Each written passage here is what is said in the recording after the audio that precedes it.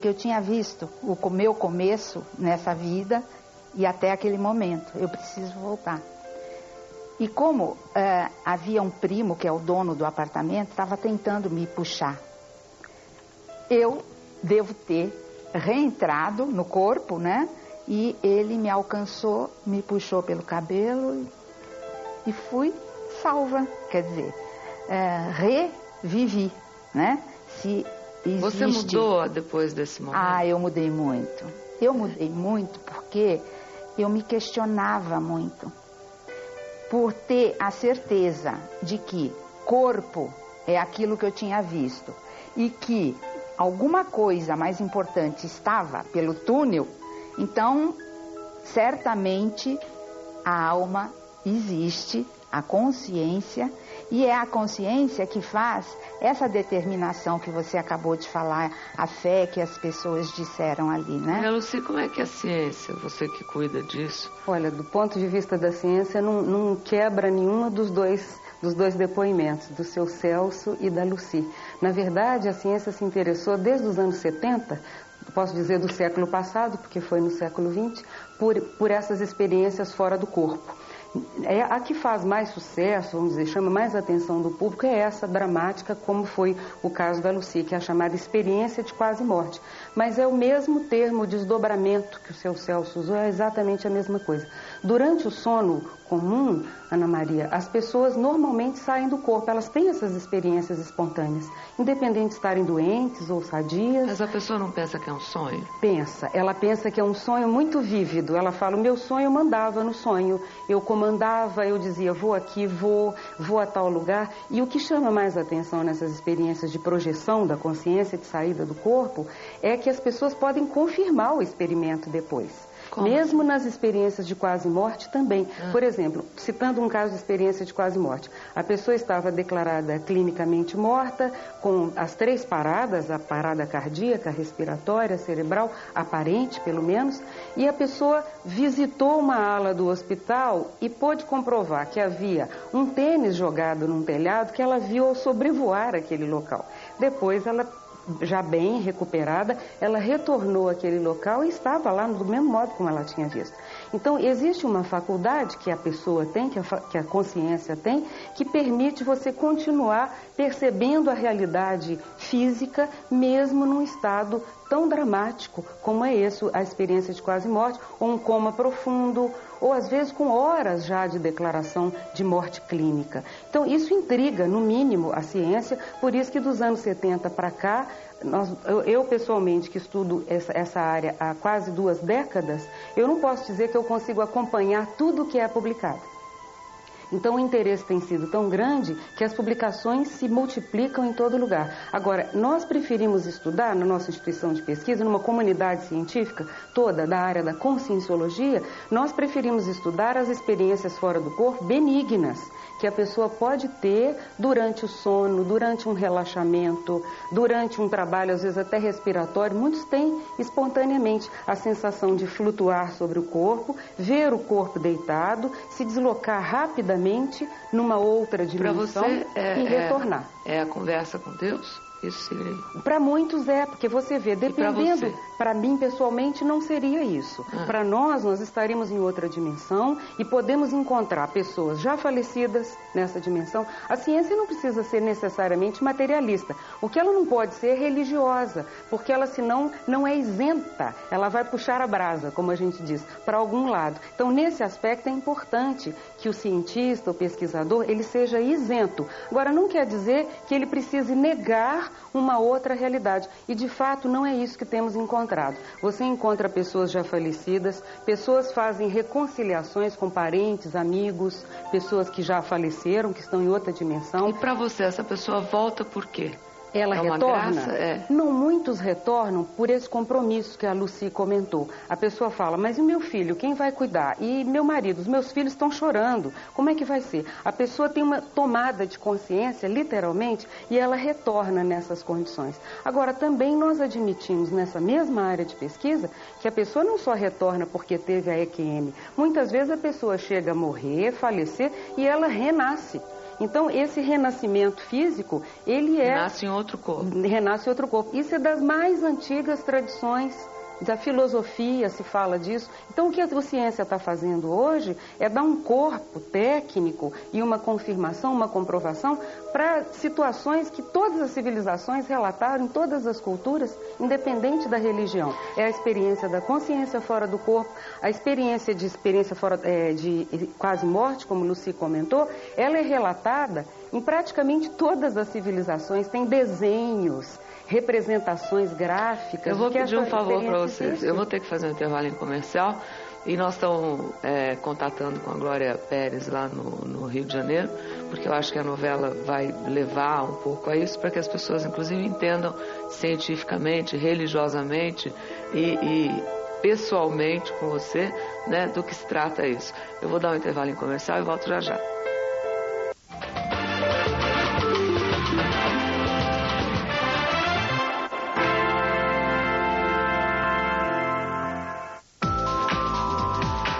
Olha, eu acho que é um tema que a gente pode ficar dias conversando, né? Com 3 pessoas como essa que sabem, que já teve experiência, que estuda há 20 anos e que tem uma vivência de 40 anos.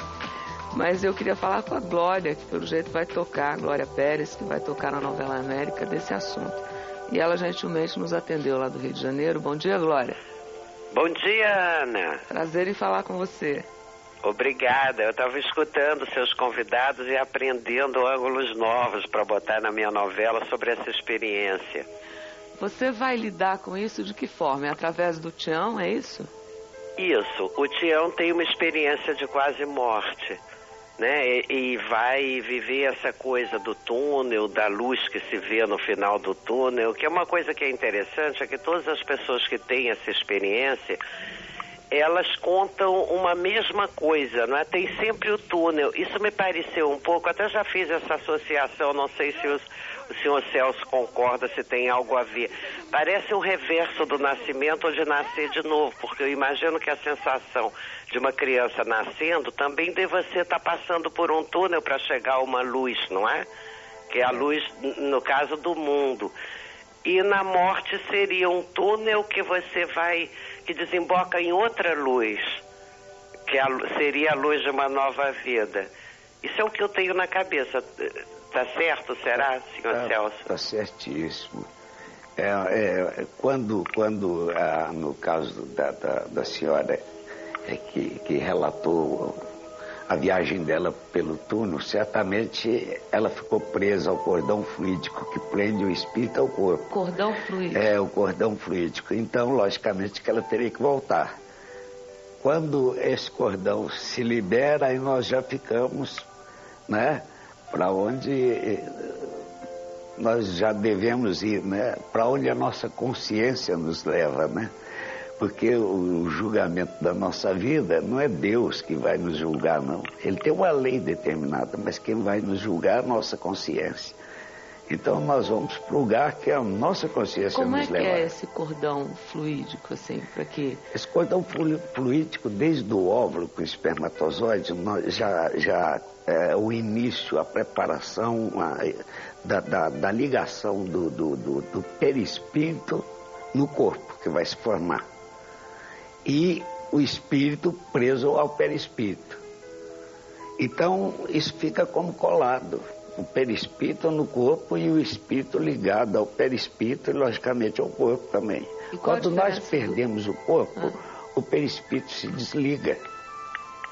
Se desliga do corpo. O corpo fica e você parte com o corpo semimaterial, que é o perispírito. É o que você vai se apresentar do lado de lá. Né? E aí é a continuidade de vida. Eu até costumo dizer que morte é uma vírgula da grande leitura da nossa vida, a interminável leitura. É uma vírgula, uma respiradinha. E Glória, você vai fazer como? O Tião vai cair do bandido? Exatamente. Nesse momento ele vai ter essa experiência. Eu vou usar um pouco a experiência de um peão que viveu também essa quase morte, que eu achei muito bonito. Ele diz que quando ele cai e que quando ele é dado como morto, né, naquele momento, ele viu Nossa Senhora Aparecida, mas uma Nossa Senhora Aparecida sertaneja, né? Que dá a mão para ele e diz, levanta, filho. Eu achei muito lindo isso. E ele levanta e diz, não, minha santa, mas eu não quero ir. Depois ele passou pelo túnel, né? Mas ali se deu a primeira. Mas, Ana, você sabe que eu já vivi uma experiência assim? Por isso é que me impressionou tanto. Não era uma quase morte, porque eu não tinha nada. Mais uma vez, eu estava descansando, deitada na minha cama, e de repente eu saí. Eu fiquei apavorada. Eu fiquei acima, tipo no teto, o quarto girava, porque o ângulo você perde, né? Eu estava flutuando. Eu vi o cordão, eu olhava para o meu braço e dizia, meu Deus, eu ainda estou aqui. Era um corpo totalmente fluido. E eu fiquei apavorada. E eu falei, será que se alguém entrar agora aqui vai me ver? O que eu estou fazendo aqui em cima? Durou segundos. Eu fiquei muito apavorada e desde então associei a isso. Nunca mais fiquei deitada assim de barriga para cima. Sempre viro para o lado. Porque quando aconteceu isso, eu estava de barriga para cima. Não sei se tem alguma coisa a ver, mas eu fiquei tão apavorada com essa experiência. Vamos pedir uma explicação aqui para quem estuda por isso favor. há 20 anos. Olha, eu vou até voltar um pouquinho antes que a Glória Pérez falou. A questão do nascimento. Foi feita pesquisa a respeito disso para ver se essa experiência de quase morte era uma repetição da passagem pelo canal vaginal da criança nascendo. Mas mesmo pessoas que nasceram de cesárea também tiveram quase morte e tiveram a experiência do túnel. Agora, quanto ao caso que ela relatou, você teve a experiência mais natural, que é justamente a experiência benigna que eu comentei no início, né?